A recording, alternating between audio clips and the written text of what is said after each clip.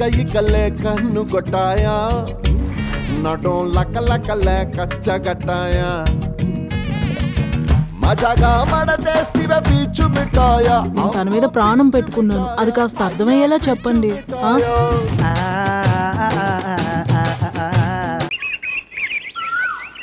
మన బిడ్డను ఒకవేళ మోసినట్టయితే ఆమె కడుపులో బిడ్డకు ఒక రకంగా నువ్వే కదా తండ్రివయ్యేది.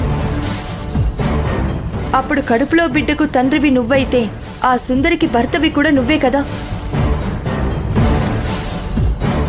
ఆ ఉద్దేశంతో ఏమన్నా చెప్పిందేమో అని నా అనుమానం కార్తిక్. అను బేబీ, నువ్వు సుందరి కడుపు విషయంలో ఒకటి ఫిక్స్ అవ్వు. ఏంటి కార్తిక్?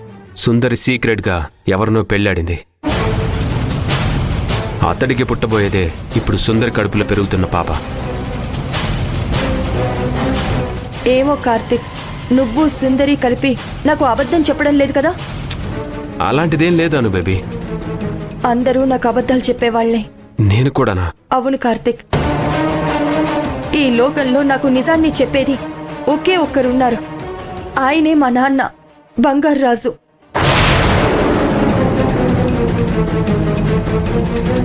అను బేబీ, నువ్వు ఆ బంగారాజు సొంత కూతురు అనే విషయాన్ని చెప్పలేకపోయాడు మీ నాన్న.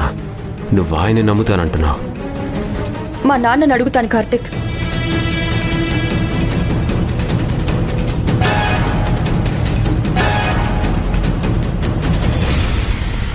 చూసావా రామసుబ్బు, ఆ రత్నసీత పోలీస్ స్టేషన్లో మనకేం తెలియనట్టుగానే చెప్పుకొచ్చింది.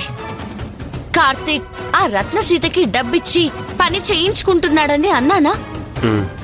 నా మీద అటెంప్ట్ కి నాకు ఎలాంటి సంబంధం లేదని అబద్ధాలు చెప్పిందా రత్నసీత? ఏమైంది? బయటికి రాగానే ఆ భగవంతుడే సాక్ష్యాన్ని మన కళ్ళ ముందు చూపించాడు. ఆ రత్నసీత ఏర్పాటు చేసిన రౌడీ గ్యాంగే పోలీస్ యూనిఫామ్ లో వచ్చి మనల్ని చంపాలి అనుకుంది. ఆ రత్నసీత మాట్లాడే మాటల్ని బట్టి మన మీద జరిగిన ఆ విష ప్రయోగాన్ని